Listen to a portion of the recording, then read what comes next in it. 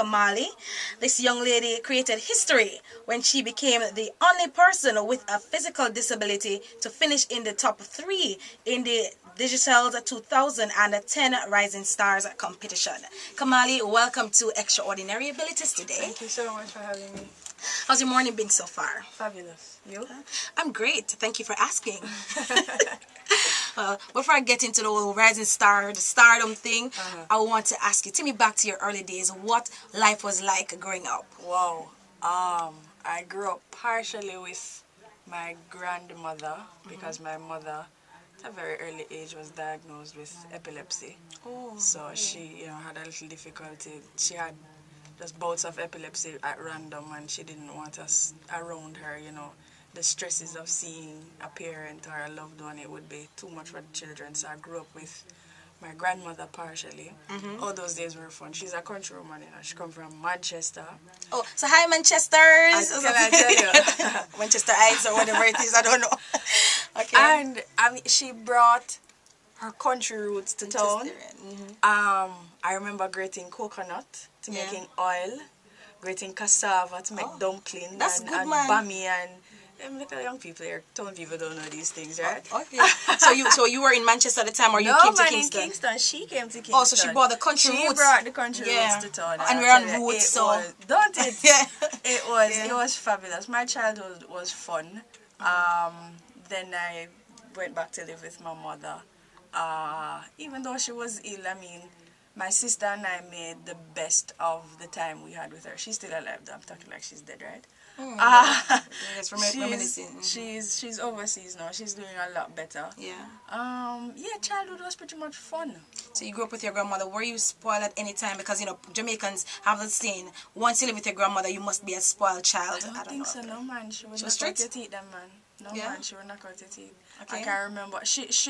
She's very impartial. There are times when, my cousins and I would get into fights, and whoever is wrong, she would reprimand the other person and said, don't provoke whatever. Yes. And provoke not whoever to wrath. But if you think you are off the hook, don't, because she's coming with a scripture for you too. Okay. She's telling you, a soft answer turn it away, wrath, and grievous words stir up anger. So when you, but I didn't do anything. You're not off the hook. She's very impartial, and I think those tenets, Christian tenets, they stuck with me. That's good, and build you. So that's why you're the person you are today, strong person. So you were a Christian at the time, or she was a person who had influenced you to be a Christian? I think I became a Christian when I was 17 or 15 rather. Okay. But I think she played a pivotal role in my acceptance of God. So you mentioned his sister. Do you have any other siblings? Oh Lord, too many to count. A lot? But that's good. My father is a little bit, I hope he's not listening. On the wild side. Yes, man. I even have a little sister who is 5. Oh, okay. Yeah, I could be her mother, can I tell you? Yeah, well, she's a sweet little girl. Love be them. fruitful and multiply. Hey, Daddy. So you a lot of siblings. Yes, I do. And were you close with your siblings? Yes. Funny enough, even though we have different mothers, we all look alike. We all sound alike. Most of us have same complexion and this flat nose here. I don't see the flat nose, but if you mention that. No, man, flat bridge, oh God.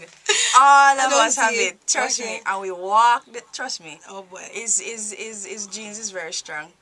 Yes. Well, that's good. You have to have things for your daddy, especially Father's Day is coming up. So, what high school did you attend? I attend the best high school in the world. Okay. Vauxhall High School. Of course. Oh, and Vauxhall, have a lot of singers there too. Yeah, right? Yeah. So so your singing came from Yes. It came from Vauxhall, right? Yes. It was some part of it there. Nurtured. Yes. I can imagine. What was your best days at high school? I think going home. Yeah, just going home. Why? I'm sorry. I'm kidding. I think I got several awards at probably every school I went to for attendance. I love school. School don't miss me. Yeah. Lunch money or no lunch money, bus fare, anywhere, by any means necessary. I can remember one instance where there was some war going on at Dunkirk and town practically locked down, and I think it was, what's his face at the time? What's his name? Not Dodos, the other one. Zeeks, yes. And I find another route to go to school. When I got to school, they had to send me up. Them like, girliness, he said, everywhere locked down and placed under curfew. Where are you going? That's how much I loved school. But you love school. Why did you love school so much? Because I love mean, learning. Okay. Well, I love learning. Learning of, Yeah. even now, I read widely. You're an avid reader. That's Yes, good. I do. That's good. Yeah. So the teachers loved you there, and I hope mean, so. I think so. I think they must have loved you because you loved school, and Yes, must be a reason why you had loved school. Alrighty. So who was your favorite teacher at the school at the time? I think my music teacher was my favorite, Mr. Forbes. He had impacted on you, Yes, your musical yes. career. He believed in me when I didn't believe in myself. I was a very shy girl. Really? Don't be fooled by what you're seeing now. Oh, that this makes took so years of owning and development. yes, Yeah. I was very timid. And he believed in me. He pushed me and he wanted me to enter JCDC a couple of times. I backed down, but all in all, he still didn't give up and he believed in me. Well, I can tell you, he must be proud of you today. Yeah. But we're going to talk a little bit now about your condition. Yes. Transverse myelitis. Were you born with transverse? No. Tell me a little bit about that. Age 17, I was diagnosed with TM for short. I remember waking up one morning with a terrible back pain and went to school just the same. And everybody thought that it probably was gas because Jamaicans always say that. Everything is if gas. You're feeling pain in your finger, it must be gas. So, yeah, I understand I that. kind of buy into the whole idea of the gas thing because I'm not a morning eater. I would eat around midday and that was a Monday morning, I can remember. The Tuesday morning, it got more intense. By the Wednesday morning, I can remember when I got up and I placed my legs on the floor, I couldn't tell if the ground was cold or warm. And you know, early morning, the ground is gonna be cold. And that was on my right leg. And I thought probably it was cramps because it probably lay on one side for too long. But then after fixing my hair, and going to the bathroom to take a shower, turned on the tap, and I still couldn't tell if the water was cold. Everywhere else I could feel it. I could feel the water running in, but I can't feel the temperature. So I said, no man, what's this? So I told my mother and she said, if you don't want to go to school, then stay home. But of course, school not going to miss me, right? And I went to halfway tree, and then in the short space of time that it took me to get from Manning's Road to halfway tree, the pain intensified tremendously. Oh boy. And I remember when my friends came, because we would meet there and take the 83 bus down. I remember when we all gathered there, I started walking away and I said, I'm going home. Nobody believed me because, as I tell you, I don't miss school for the world. Oh boy, yeah. And when I started walking off, they took it a little seriously and, you know, they accompanied me to the bus stop and I went home. And it was all panic when I went home because I don't miss school. Yeah. And my mother was like, no man, this is serious. And I just felt tremendously tired, as if me that dig yam. Oh boy. I've never dug yam ever in my life, but everything with a tiredness is yam, you call it, yam digging. I tell you. It's a country background. And I remember I went to bed around 9:30 and I didn't wake up until around 4:50 in the evening. And I noticed I was wobbling.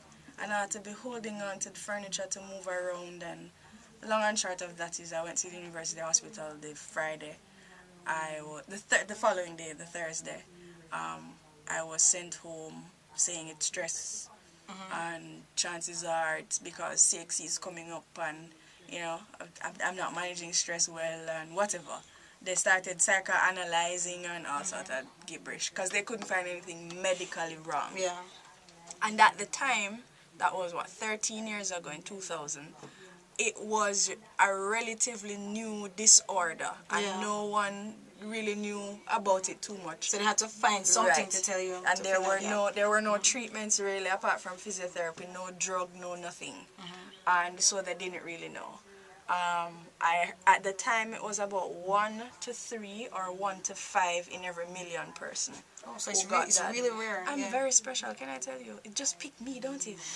Well, you're here, so I'm telling you, it's much to give that thanks. You're here for a reason. Yes, you can testify to other persons. Yes. So how soon did the doctors found out that it wasn't merely within weeks, they told me that it was something called Guillain-Barré syndrome. That in and of itself is much similar to transverse myelitis in terms of the symptoms and everything that it does. But with Guillain-Barré syndrome, it's a little worse because people can even be paralyzed up to the neck. Wow. The only thing they can move barely is the head. And they watched it for a while, and then that diagnosis was, kicked out, and then they said, okay, it can't be that because certain things are not happening. And since, how I came to the hospital, it didn't deteriorate further. They say it can't be that, then it has to be transverse myelitis, and that was how the diagnosis was made.